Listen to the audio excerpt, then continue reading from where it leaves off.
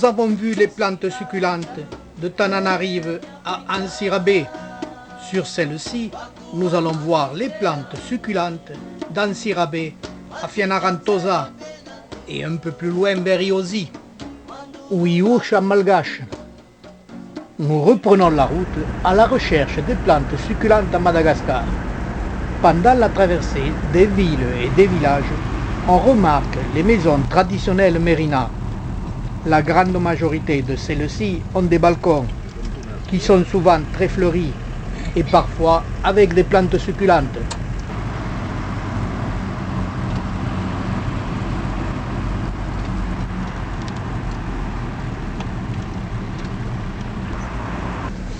Magnifique paysage dans ces plaines fertiles, où les rizières y abondent.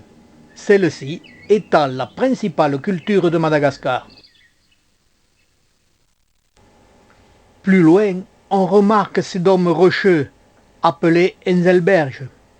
Celui-ci, avec son village, a servi de paysage pour la réalisation d'un billet de banque malgache. Cet agave X-style, après sa floraison, donne sur ses amples florales une multitude de rejets ou bitbules. Ceci facilite la multiplication de cette espèce. Aussi, elle sert de clôture à bétail et de soutien des talus le long des routes.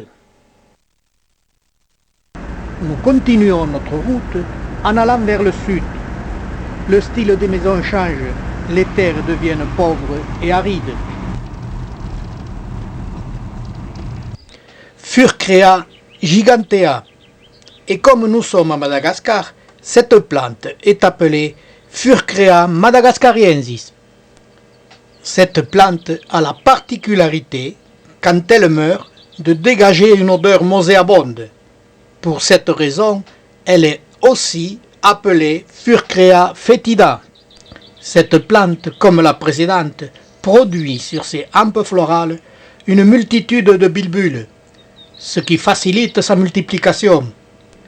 Et pour cette raison, elle est aussi utilisée pour former des clôtures ou autres utilités.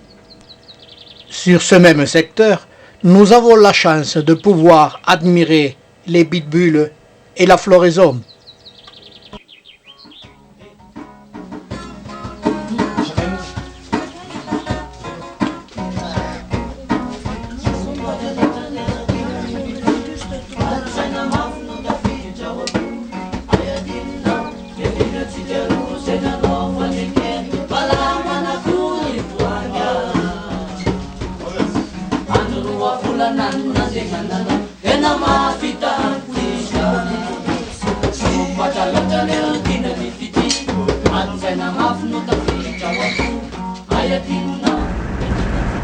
Nous continuons notre route à la recherche des plantes succulentes.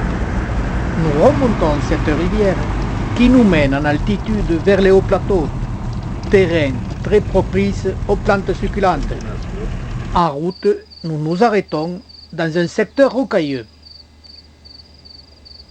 Sur un petit promontoire rocheux, il y a cette espèce de senissu.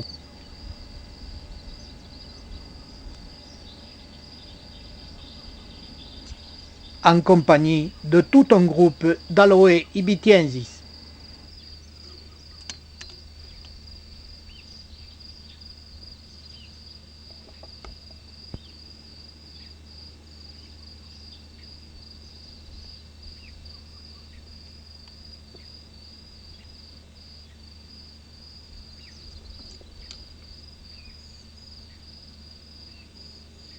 Cet aloe est facile à identifier par son secteur de propagation, les monts Ibit, et ses feuilles nervurées. Cette espèce est de petite taille, pas plus de 20 cm de diamètre et autant de hauteur. Dans ce secteur, que je visite pour la deuxième fois, je n'ai découvert que ce groupe de plantes, formé d'une trentaine de sujets. Tout autour, plus rien. Il est vrai que les incendies ont accompli leurs ravages.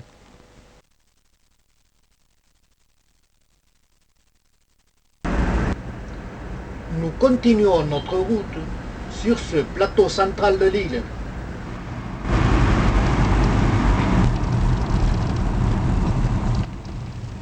À la sortie de ce virage, nous allons nous arrêter et admirer quelques sujets de l'aloe macroclada. Cet aloe, que l'on trouve en petite quantité et solitaire, peuvent prendre diverses teintes, suivant le sol sur lequel il pousse.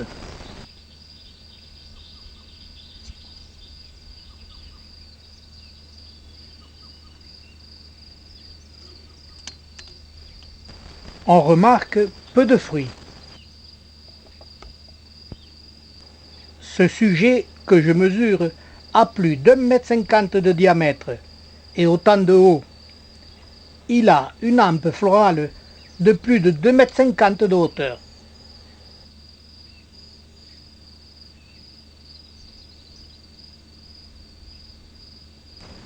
Sur cette plante, le nombre de fleurs a été très important. Les fruits fécondés y sont plus clairsemés.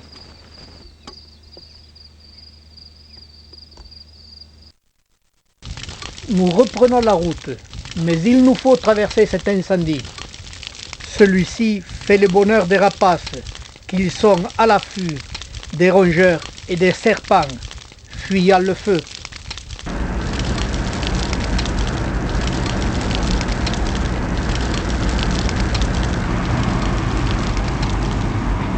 Derrière ces incendies, c'est la désolation. Au loin, on voit des aloe macroclada.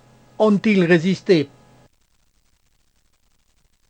En allant observer de près les dégâts occasionnés par les incendies sur l'aloe macroclada, on s'aperçoit que tous les gros sujets, s'ils ont souffert, résistent et sont capables de reprendre le cours normal de la végétation jusqu'au prochain incendie. Il n'en est pas de même pour les semis ou les petits sujets. Ils sont morts. Enfin, nous sommes à 130 km d'Iouche. Au loin, on aperçoit des montagnes où prolifèrent les Pachypodium densiflorum. En attendant, il nous faudra laisser passer de très nombreux troupeaux de zébus.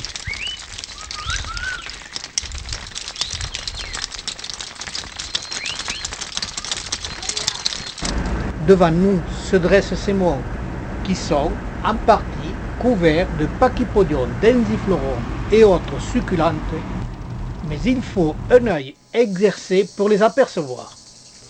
Sur ces roches appelées Enzelberge, qui sont de différents volumes de 100 mètres de diamètre à plusieurs kilomètres, ces roches au sommet arrondi, composées de grès très friables, apparaissent souvent au milieu d'une plaine. Cela donne un paysage particulier, mais le plus intéressant pour nous, c'est qu'elles sont couvertes de plantes succulentes de différentes familles et de différentes espèces. Dans ce secteur, la moindre fissure ou affaissement dans ces roches est occupé par les Pachypodium densiflorum.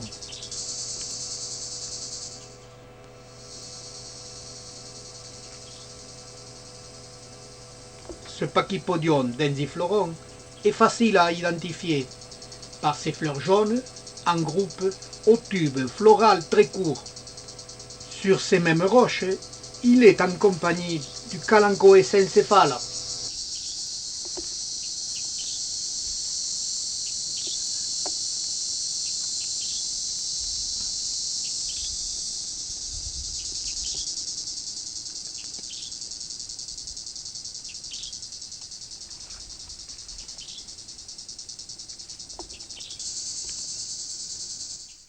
Toujours sur ces mêmes roches, le Rhipsalis bassifera, rare cactacée n'étant pas du continent américain. Cette roche que nous sommes en train de visiter n'a que 50 mètres de diamètre. Pour notre bonheur, c'est un petit jardin naturel de plantes succulentes. On retrouve à peu près les mêmes espèces végétales succulentes sur chaque Enzelberge. Seul le temps nous manque pour en effectuer leur visite.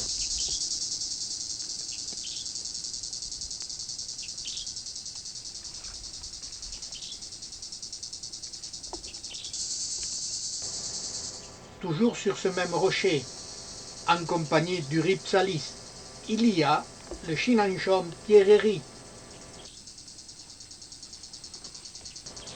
L'identification des chinanchoms est délicate. Plusieurs espèces sont très proches les unes des autres.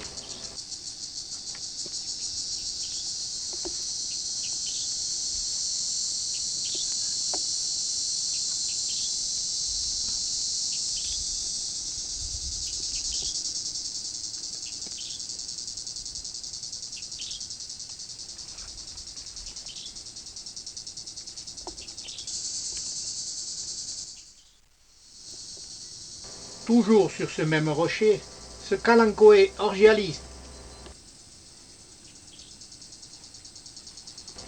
une variété de l'espèce aux feuilles grises.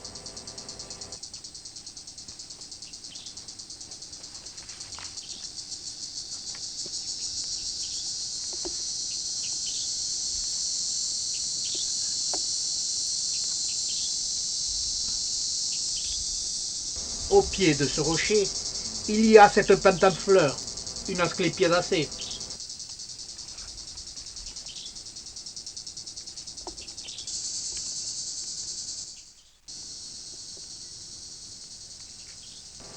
Avant de quitter ce rocher, sur d'autres végétaux, on admire ce magnifique criquet. C'est avec regret que nous quittons ce secteur où les roches sont recouvertes de plantes succulentes. Il est vrai que la visite approfondie de ces montagnes nous ferait découvrir d'autres espèces de plantes. Nous nous arrêterons 30 km plus loin sur une plaine où les roches affleurent la surface. Et là, un très grand nombre de pachypodions densiflorons s'offrent à nos yeux. Nous allons en profiter pour admirer leurs différentes formes.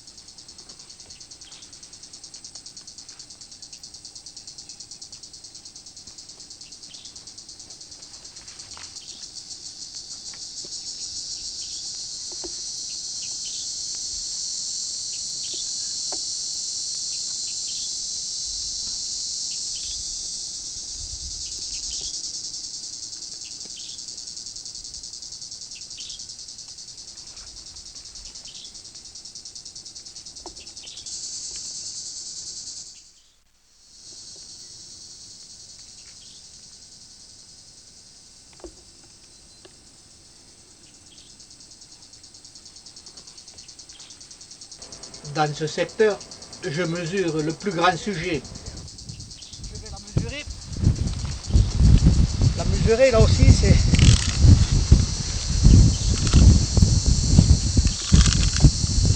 1,50 m exactement. 1,50 m de long et environ les pas rondes. Elle a 80 cm de diamètre, enfin de large.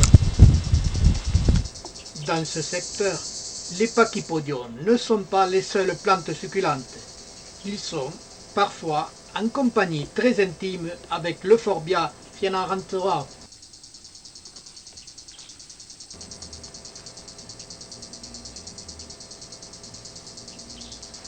Comme pour les pachypodions, nous admirons ces plantes et prenons des mesures des plus beaux sujets. 1,50 m.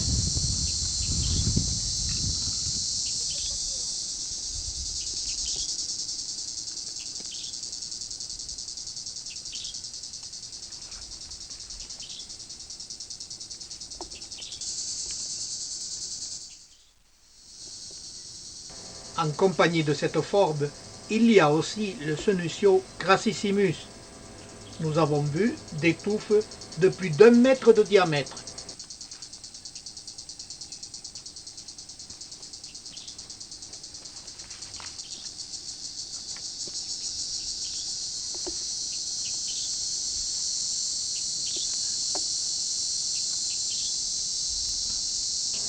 pousse en compagnie de cette forbe quelques pieds de Kalanchoe tomentosa.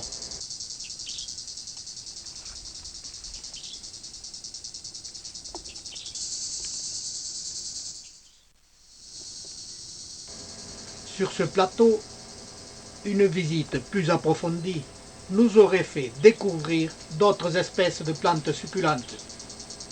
Mais là aussi, le temps nous manque.